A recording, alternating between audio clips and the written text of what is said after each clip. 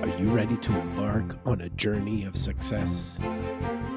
To discover your true potential in the untold stories of careers in life sciences?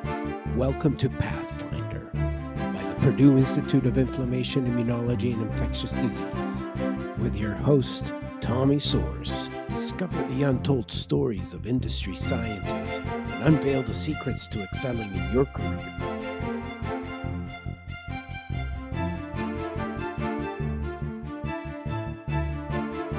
Thank you for joining us once again, and remember to hit the like button and subscribe to our channel. Welcome, everybody. My name is Tommy Soares. I'm Director of Scientific Strategy and Relations for the Purdue Institute of Inflammation, Immunology and Infectious Disease. And today I'm Pathfinder. I have the pleasure of welcoming Christina Ramires Ferreira, a lipidomics scientist and project manager at the Binley Bioscience Center's metabolite profiling facility at Purdue University. Dr. Ferreira earned her PhD in animal reproductive biotechnology from Universidade Estadual Paulista Julio de Mesquita Filho, and you're going to have to apologize, my bad pronunciation. It's great. Awesome. And Dr. Ferreira has 156 published papers, an impressive H index of 33, and 5 U.S. patents under her belt. Christina's career is defined by innovation. Her world revolves around lipids, a passion that drives her daily interactions with experts in chemistry, biology, medicine, and engineering. And she has an expertise that spans from sample handling for lipid extraction to utilizing various mass spectrometers and interpreting results using statistical methods and biological insights. Over 15 years, her research has unlocked the potential of lipids, not only in experimental context, but also in industry, with streamlined methods for real-time lipid panel recording outside the lab. These panels, acquired in seconds, are valuable for quality control and predicting traits like meat tenderness or livestock dietary habits. Moreover, Christina's groundbreaking work shows that lipids can mirror health states with implications for affordable point-of-care personalized medicine. Welcome to Pathfinder, Christina. So good to have you on the program. Thank you for doing this. Oh, thank you for the introduction, Tommy. It's really nice. Well, it's exciting to be here. And, I'm excited to have you on the program. It's been so long. I've been wanting to have you tell us a little bit about your world, what you're doing, how you got into this, because you and I are great friends and I know some of your story, and I'm excited to be able to put it out there for people that could get inspired by your journey so far. So thank you for doing this, and maybe you could take us back as far as you want to take us back. Yeah, maybe. So let's start it with when I finished my PhD. I got it was no mass spec at all, no lipids at all. It was I was working with cattle, with mitochondrial inheritance in cattle. That was my PhD. And this was in Brazil, right? This was in Brazil, in the University of São Paulo, Nesp. And I did my veterinary medicine training there, my master in another campus of the same university, and PhD, and worked with the cloning cattle and studying the mitochondrial inheritance, because when you clone, you introduce other mitochondria in these embryos. And I was doing also something called cytoplasmic transfer, mixing Bos taurus and Bos indicus mitochondria types and seeing what happens. And it was funny because when I was, thinking back a little, one of my embryos, I got a twins gestation. And so the cow gave two calves, and it was great because we could, study the inheritance on them. And later on, I had myself twins, so it's kind of Kind of Awesome. a funny thing. But when I finished that PhD, I didn't know what to do. I didn't have any plan, but before I finished, there was a company called In Vitro Brazil. They had a lab, and they would do in vitro fertilization, cloning of cattle. They were cloning a very famous bull called Bandido. He was very famous in the rodeo world. And then he said, oh, don't you want to come to work for us? And I said, how about we do a postdoc in industry, right? Can we set this up? So I am a postdoc, but I work with you as a postdoc. I work inside the company. And for them, it was a good deal because, that cost less, and they had an agreement with the university. So I went there. It was inside a farm. It was an amazing place, close to big cities, but it was a beautiful farm that they had the lab. And I was in charge of improving the culture medium. So doing experiments, and they had a microscope there that I could do some cytoplasmic transfer as well, continue the research. So it was the best of the worlds, right? You live in a beautiful place, it's close to an urban center, you get to do research. But then what happened is that they were producing culture medium for the embryos to make the embryos grow inside the lab. And all of a sudden, we don't know until today what happened, but this culture medium killed embryos, clones and embryos from in vitro fertilization in the lab, in that farm, and in other labs that they had agreements with. And with this incident, they almost went bankrupt because they had to replace a lot of, there's valuable semen they use for in vitro fertilization, and all the the work that has to be done beforehand to transfer the embryos fresh. You need all the surrogate cows, everything was lost. And then they told me, we really need your help. We need to know the quality of this culture medium. We test them in slaughterhouse oocytes, right? But it passed, and they destroyed all embryos. So what happened? And then I went to the literature, and what can give a chemical picture of the culture medium, right? And at that time was NMR and mass spec. These were the two techniques that came out. And so I talked to people with NMR background and mass spec background, and they were like, oh, maybe we can. It's very complex and this kind of stuff. And then there was a lab in Campinas from Marcus Eberlin, and this lab had mass spec, in it, and it was just an hour away from the farm. So I called that lab to try, to see if I could talk to someone. And Marcus Eberlin himself answered the phone. And then I explained I was not prepared, right? I said, oh, professor, yeah. And then I said, oh, we have this problem of quality control, and we think mass spec may help. What do you think? He said, yeah, we can solve your problem. And I said, okay, looks easy. When could we talk? Could come by and we could see if we can do start with some consulting or write a project and innovate, like kind of a SBAR together. We could gain some data and go for a project. And he said, oh, how about now? I said, and I thought, the professor answers the phone of the lab. He's available right away. I don't think this, he does anything, right? He's not busy at all. And I said, okay, I need 1 hour to be there, right?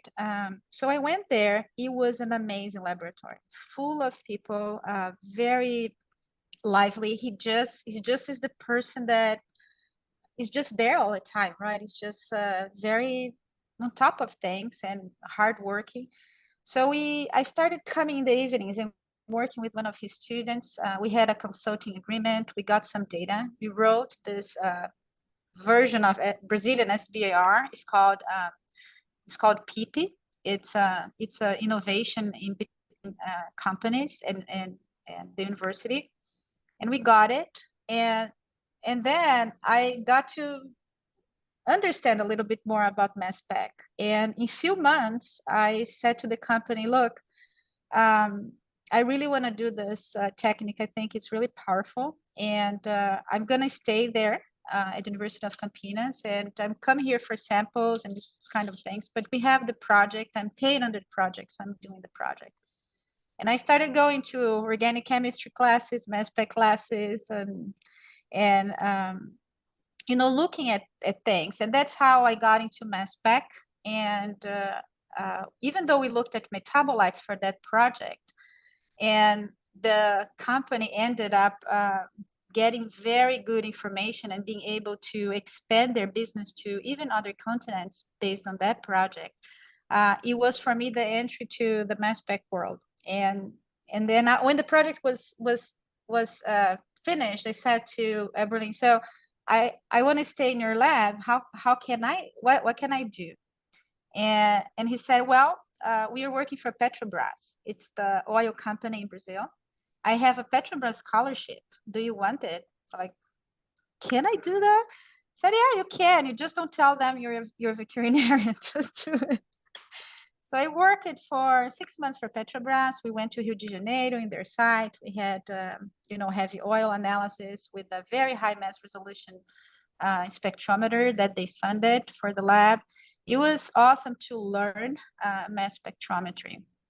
So it started out there. And so after 1 year, I got my postdoc scholarship then to work with embryos. So I was looking into lipids of embryos. That's how I got into the lipid thing. Because you freeze embryos, bovine embryos, and then you sell them, right? You export them, you sell them. And embryos of bovines, they accumulate lipids. They're even dark. There's so many lipids they accumulate, but just in vitro, not if they're cultured inside the cow. And people knew, so people were giving them, inhibitors of lipid synthesis. And I by an accident, because they thought that a cow embryo would be big as an orange, they said, "I'll bring a cow embryo here. Let's look into the lipids." And when I brought, it was, microscopic. I brought a stereo microscope with me, and they said, "Oh no, this is too small. But since you're here, let's try." And we tried, and it worked. It was sensitive enough by our surprise. And then we published that, and then I was doing embryo analysis for all my friends, lipid analysis. And then Graham Cooks, he's a chemistry professor at Purdue, distinguished, very, very referencing mass spectrometry, instrumentation development, and a lot of different fields in mass spec. So he trained Marcos Eberlin, his postdoc, and a lot of other Brazilians that were professors already. And he came to Brazil for the Brazilian Conference of Mass Spectrometry that we were organizing. And he had a workshop with his former students. But one of them missed the flight. And Eberlin said, "Hey, Christina, go there and talk about this crazy stuff that you do with the veterinarians, right? They used to laugh a lot, like, Journal of Dairy Science. That's a funny name for them. It's a very, high considered journal, but for them, it's just like Journal of Dairy Science. So I had this 10 minutes of time, and Cooks was there. I presented 2 projects that worked and 2 projects that were a failure. That was totally a disaster because it was a kind of a relaxed environment. And soon after, I got a letter from Cooks saying inviting for a postdoc with a postdoc offer, and that was really not my plan. Really not my plan. So I tried to negotiate with him to stay a shorter time, to do a short postdoc. He said no. And then I dropped everything and came to Purdue for a year. And then soon after I came, the few months after, I saw that was just the best place that I could stay and learn mass spec. That's what I really wanted to do. So I was on board with mass spec by then. That was 2010. And then I just stayed and came to work at the facility. As you may remember, you hired me to work here at the facility. Absolutely. What a story, Christina. And I have a few questions that Maybe you can tell us a little bit, what was your thought process going during that time? So, and it's so awesome how you got inspired to get into mass spec. But let's go back a second and say, okay, so you were inspired to go into veterinary school, veterinary medicine, but not so much to stay in the field, but do projects related to the field, but not necessarily as a practicing veterinarian. Was there something that caught your attention that you liked more, that you gravitated towards, or did you somehow know that you were more into the research aspect than into the practical clinical aspect of veterinarians? Yeah, I went to the vet school with other expectations. So I grew in a small city in South America, and we were rural, right? So I would um, go to see my horses every day, and spend the whole afternoon doing jumping and dressing, and we were having fun with the horses all the time. And I have an uncle. He's a field veterinarian, so I would hop into his truck and we would go, with the radio at that time, in the 90s, right, with the radio from one farm to the other. A lot of adventures, and I wanted to do that. I wanted to do equine sports medicine. That's how I got into the vet school. And um, what happened is that I really liked the vet school, the learning, the clinics. I liked the mechanisms of, how the animals work and everything. But I had problems with dealing with sick animals.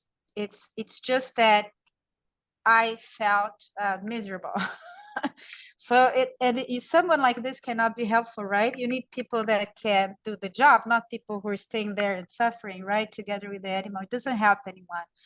So what I did was to go into the reproduction field, because it was also really, really interesting. And it was more life, like you were, this seeing life being generated, but there was a lot of diseased animals as well. So I ended up seeing myself as someone who loved learning, and research seemed really the best, the best thing I could be useful for, right? Without Yes. disturbing, like being there, say like, oh, poor animal, like do something. And that's I just was lucky enough to to decide to go to developmental biology with embryos, and that was really it's fascinating, all Yeah. this area. Yeah. So cool. So cool. And so then, but how did you get exposed to In Vitro Brazil, the company? Did they come hear you talk, or did they know about your project, or was a project for them that was contracted for them? Mm-hmm. So at that time, there was 2000, early 2000, when I started working with embryos. And at that time in Brazil, it was very nascent. Few people doing. University of São Paulo and this campus, it's called Jaboticabal, were basically the two places in Brazil where people were doing this. They have been trained in Canada, and they brought the technique in Brazil. And also they have been trained with Ian Wilmot, with the creator of Dolly. So if Yeah. you start training people, and people try, expanding the field to different countries. And Dolly was born in 1997, right? So it was this booming thing that, it works, and so it gave a real boost to in vitro fertilization to this area with the cloning perspective. So this lab was starting, and then I don't know why, I just said I want to work with this. But in the city where I was doing my residence training, there was not yet no embryo technology available. No one was still dealing with it. Nowadays they have a lot of it. And then my mentor, and that's the importance of having good mentors in life, right? It's one of the best gifts we can get are good mentors. She said to me, okay, you want to do with Ambrose? We have to go to this other campus, and I'm going there to bring some cat oocytes. So we'll go with me, and we're gonna get you there. That's where you want to go. And then we came there, and the professor said, oh, I have someone already in line to get into my group. I don't have any other positions for PhD students. So, and also I don't like working with people I don't know. it was almost like, but this mentor, she said to him, I brought you other students and they're good. So I brought her, and I'm responsible. She would do a good job. And he said, oh, no, that's fine, but I don't have any position. But she said to me, you go there and you register, enroll yourself in the program, and we're gonna work with that. So what happened is that the other person he had fell in love with someone and left, dropped. Oh no! So went to do something else, right? Went to live abroad, and because he said to everyone that he didn't have a spot, the only one left for the position was me. So he had to work with people he didn't know, right? And he's an amazing person. So I did my master with him, with Joaquim Manzano, my PhD with him in his group. It was really a good time in his lab.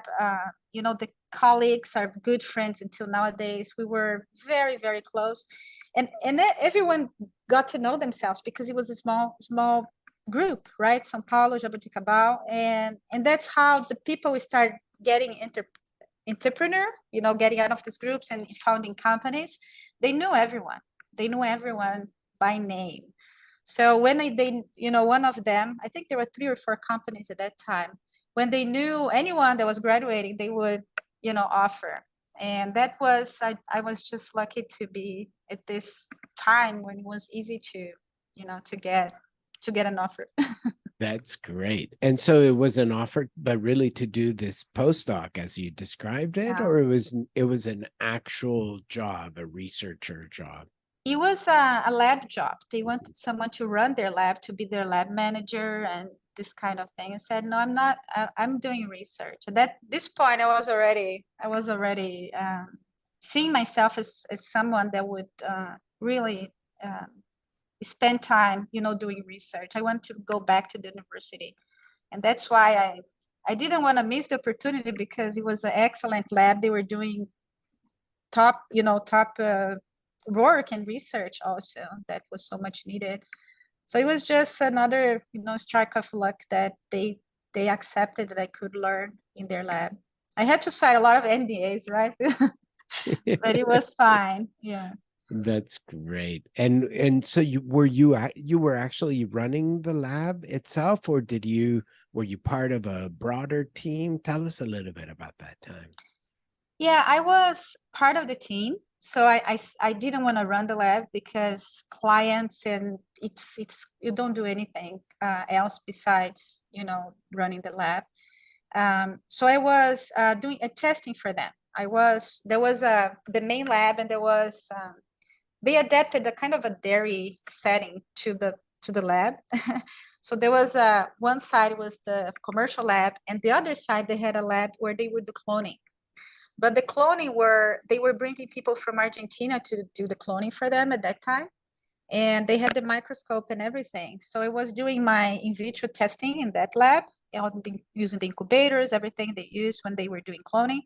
And I was using their microscope to do my cytoplasmic transfer and do my research. They were fine. And when people for cloning came, I would just join them and, help them with whatever they needed.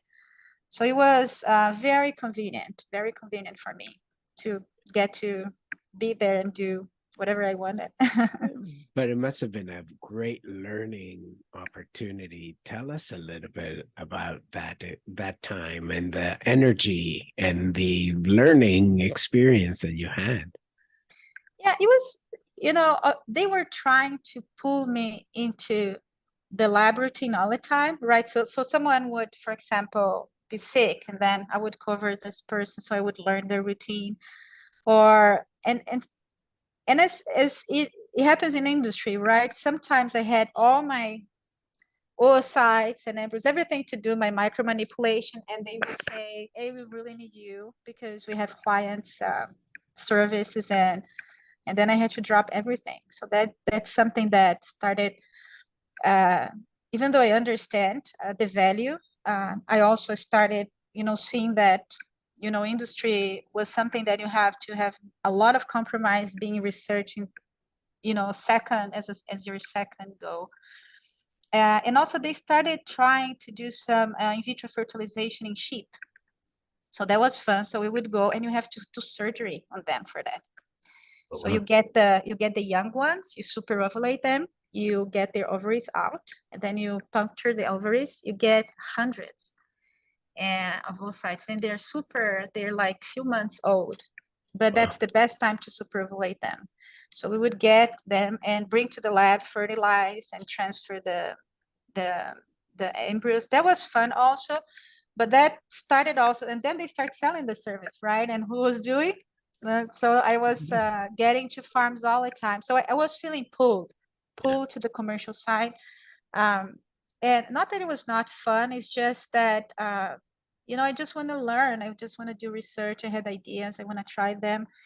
And then that was what, when they told me, we really need to look into this problem, that I jumped into it and said, okay, I'm going to train someone and I'm going to concentrate on this on this problem that it's, and they were desperate. They were desperate to find a chemical picture of the culture medium. They allowed me to drop everything and go after this idea. And so, and maybe it's revealing too much, but were you able to give them some ideas as to where the media was causing this problem? It was very different from what we thought it would be. As always, research is, right. You never know where it's going. So we started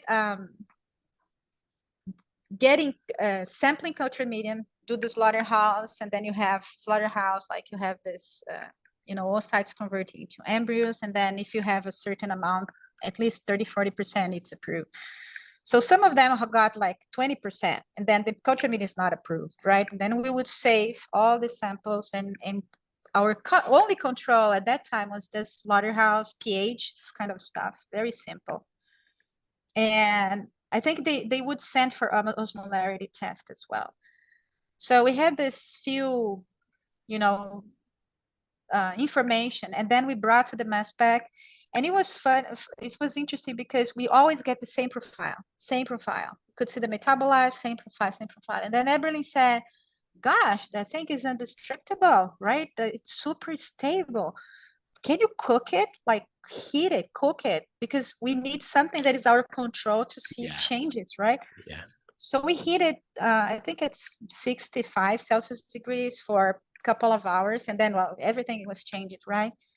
And then we realized that the company would produce culture medium every week, and it would do the lab testing with the slaughterhouse ovaries, like in a rush, and ship to different labs in the country that they had partnerships with, because culture medium was a type of a secret, the secret sauce of the thing.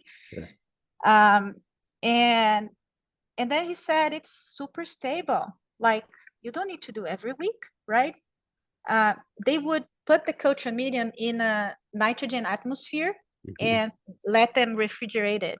So with this research, we saw that it was at least 2 months stable, completely stable, monitoring the metabolites we were monitoring. And then I said to them, hey, do every 2 months. You can test twice, 3 times. And then they tested it, and it's good. It's good for 2 months. So what they started doing is exporting the media to Africa, to other countries in South America. They started opening labs elsewhere. And even in the US, they had a lab here for a time. they have been sold to a large UK company called Genus at some point. But it was interesting because we did MS for them to realize they didn't need MS because, you know, it was so stable that they could do all the testing and sell it and commercialize it. So it allowed them to really, really boost the business at that time because of that project. Yeah, crazy. That's awesome.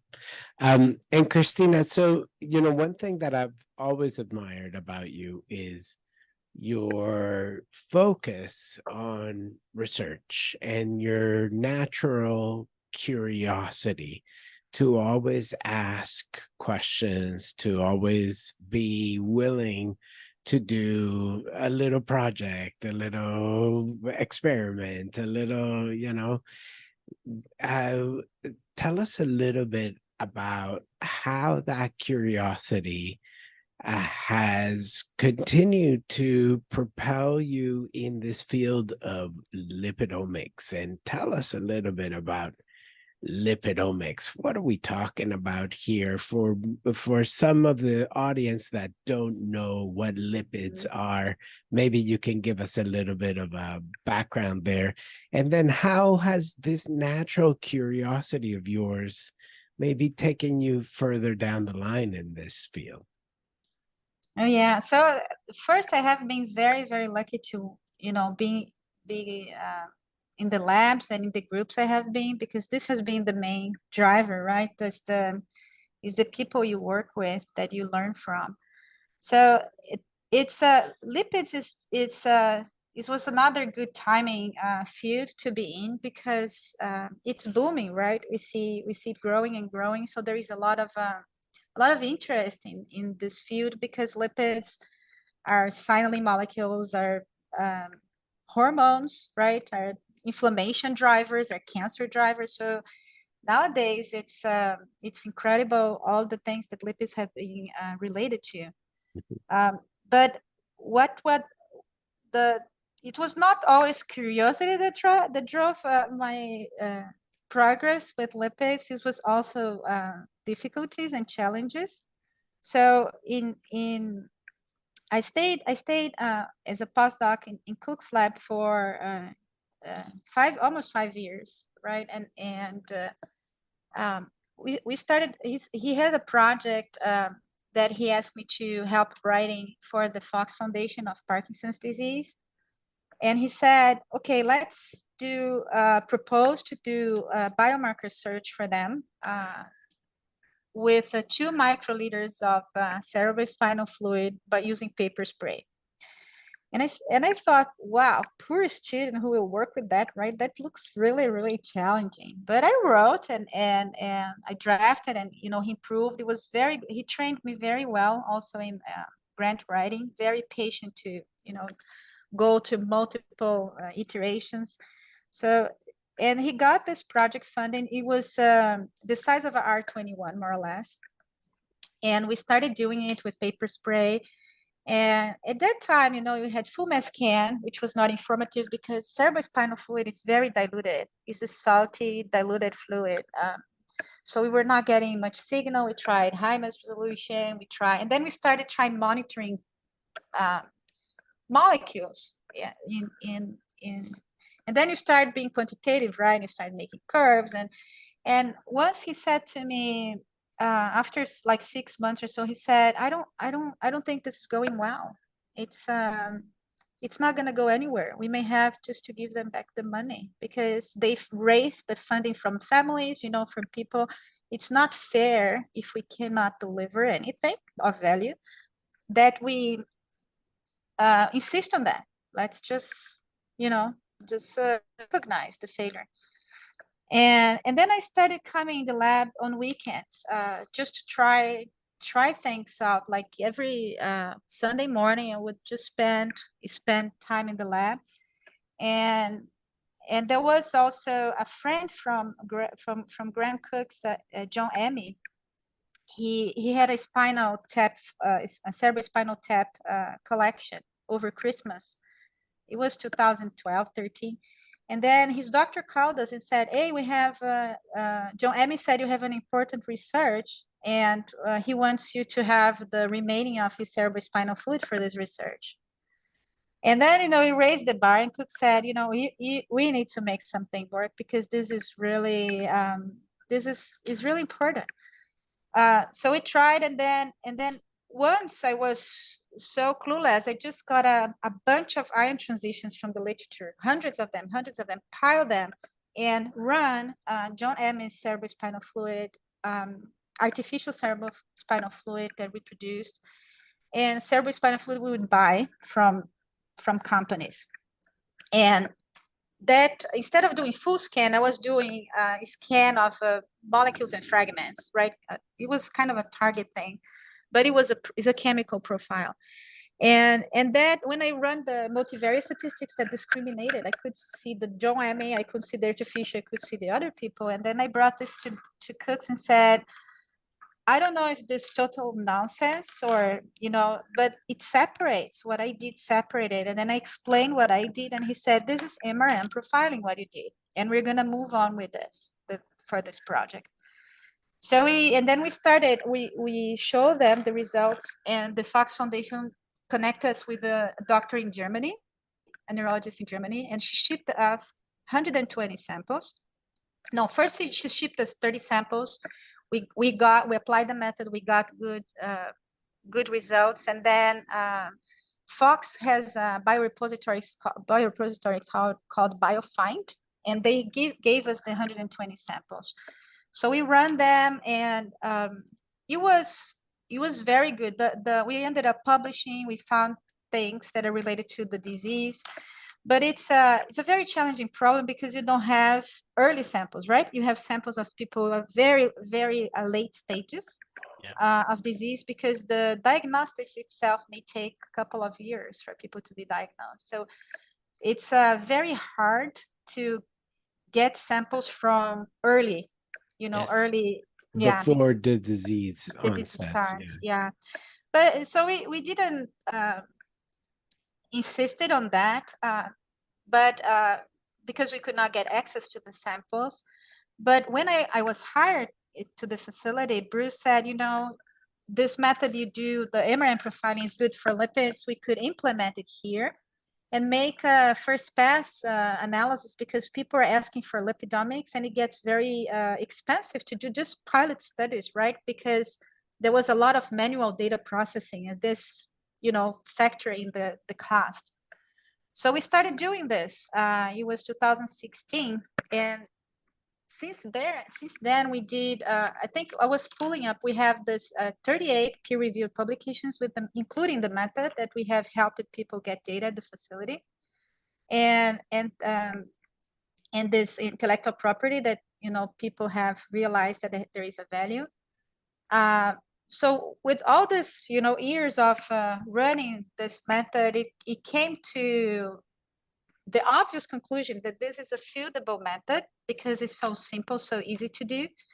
And that's what we're trying to do now, to bring this mass spec out of the lab, and trying to see if we can use it for industry, for cheap methods of looking at molecular composition.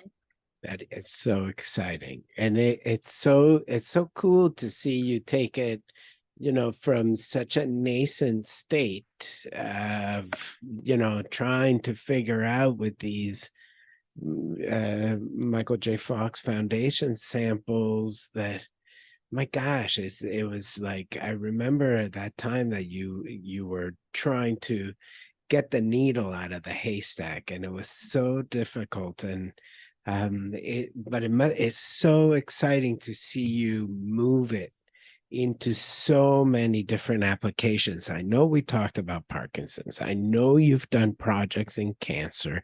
I know you've shown this to be a wonderful tool also for so many other applications, whether it is, related to health and giving you signatures of health status, but also now this whole application in the food industry. And Christina, you got to tell us a little bit about, this whole new perspective of being able to diagnose our food and being able to say if the meat that you're consuming came from a grass-fed cow or a grain-fed cow.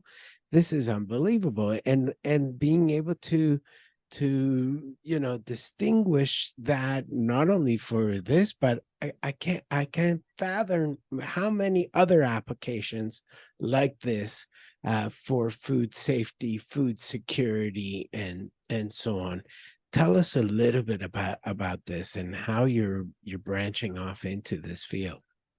Oh yeah, thank you. It's an exciting thing for it's exciting time that we're doing a lot for this, trying to implement this method into applications that we think will be useful for people, right?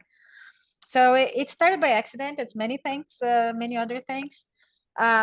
Sometimes especially during the pandemics, my friends in Brazil and colleagues, they would ask if I could teach about lipidomics, or teach a class, because they just got to know that I could do it.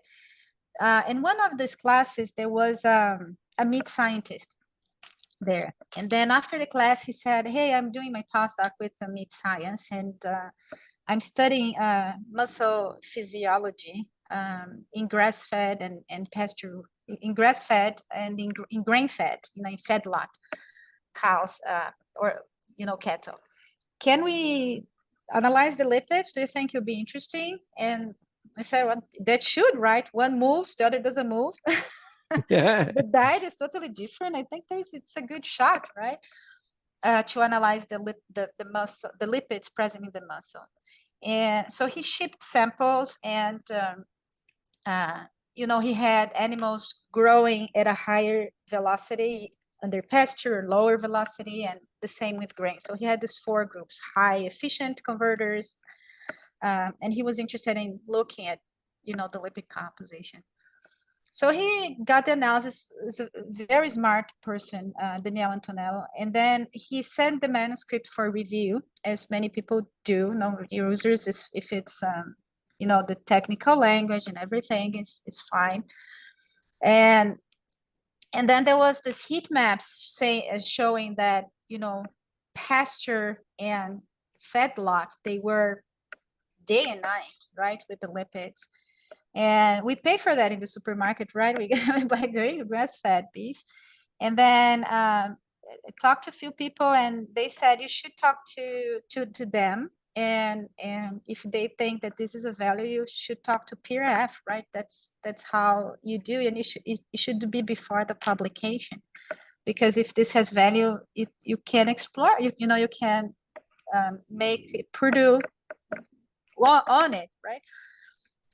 So I talked to Daniel, and he said, yeah, that has value, and we should do it. And we talked to PRF, and they said, okay, let's pursue a joint patent application with the University of São Paulo.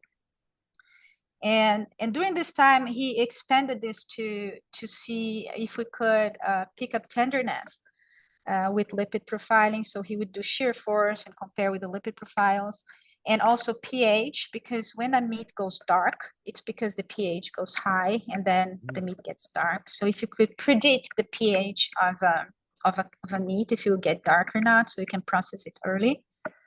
And all of that worked. And before publication, we just made sure that it was PRF was taking care of it. And then PRF said, it seems the results you have are good. Why don't you try a trust fund? The trust will allow you to, see if this technology, how this technology can be really applicable to industry. And the idea was like, how this would be useful is really to put a mass spectrometer inside a slaughterhouse. That's how you make it useful. But it's in the lab.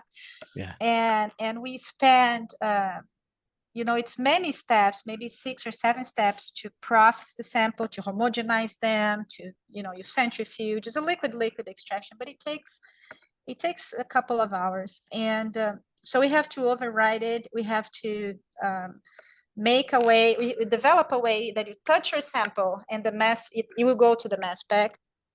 And the mass spec will also analyze in real time the results. You cannot bring home, or you cannot, leave for whenever you have time. It has to be real time analysis. So the methods, we know how to develop them. We screen for thousands of lipids and metabolites as well, and we select panels of them. So this is all about pattern, right? We don't do quantification, we don't do calibration curves, we don't do chromatography. Right. What we look into thousands of molecules, and based on statistical analysis, we select a collection of them, usually 15, 25 maximum, sometimes even less, that combined they can be kind of our fingerprint, right? Yep. It's a fingerprint of that product, of that condition. And that worked for a lot of things. And we try to interpret why this happens, right? Why triacylglycerols are markers for this, where lysophospholipid are markers for this, where carnitines are markers for this other thing. And we have been finding it year over year, right? And I should also mention that after MRM profiling has been implemented at the facility, 2 other students from Cooks made further development on them. So they worked with the analytical development and application, and they defended theses on them. So scientifically, the method is very, very mature. We have years of applying them, and students, analytical chemistry students, thinking about them and making it better. So we're just ready to do it.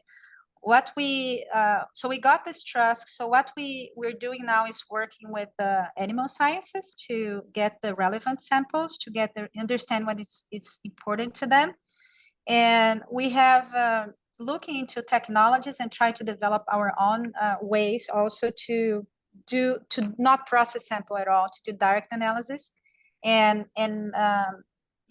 adapt without the most simple ways we can find the mass spectrometer to work with, operated by someone that doesn't even know that's mass spectrometry, right? Someone that works in the slaughterhouse. Right.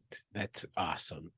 That is so cool. And again, like so future, thinking about the future of how we can improve that safety from the moment when the food is harvested until the moment that we actually get to consume it. So awesome. And what an incredible technology and the applications that you were developing for them. It's awesome.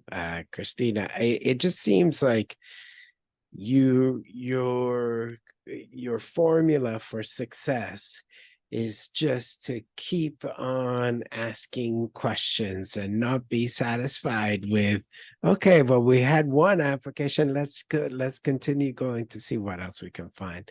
I just want to clarify for the audience that is listening here, you said PRF, we are talking about the Purdue Research Foundation that manages the intellectual property for Purdue. The patents that get generated for Purdue are managed by PRF. And the TRASC is an award, is an opportunity funding that is provided by the Purdue Research Foundation. In particular, this Purdue Innovates new entity and the Office of Technology and Commercialization that help Purdue innovators like Dr. Ferreira get some of the technologies off the ground and into the commercialization realm, or at least embarking in that direction. It is so exciting to see a scientist like you not only succeeding in the lab, but also now succeeding in trying to bring solutions, real world solutions that are applicable.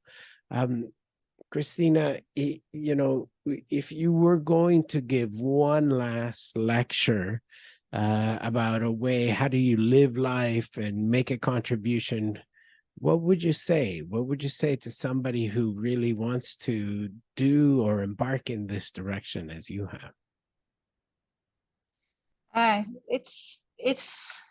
It's hard because I have been so lucky all my life, right, to be in the right time, in the right place, and be in the right lab, also have the right problems. I think a lot is being lucky, but it's also not being comfortable.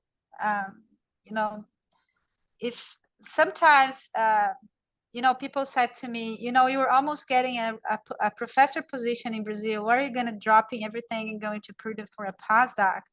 It's just because it felt right to do that. Like it doesn't feel comfortable. It just felt right. So I think it's what I would say is that don't choose what is comfortable. Just choose what really feels right. Even though it's you may know you may get into trouble, like you may never get that professor job again ever, and I'm not a professor, so it's you let go things and you make bets, but if you inside it feels right, that's probably the best thing to do, even though you may regret. Yeah, no, absolutely. That's wonderful and wonderful parting words. I thank you so much, Dr. Christina Ramires Ferreira, who's a lipidomics scientist and project manager at Purdue University's Binley Bioscience Center here in beautiful Discovery Park District. Thank you, Christina. It's been such a pleasure talking to you and getting to know some of the secrets of your success today. Thank you, Tommy, and thanks everyone who is watching. Took the time. Thank you. Yeah, absolutely. Thank you, everybody, and I hope you have a great rest of your day, Christina. Take care. We'll speak to you soon. Thank you, Tommy. Have a great day. Bye. Bye-bye. Thank you for joining us once again, and remember to hit the like button and subscribe to our channel.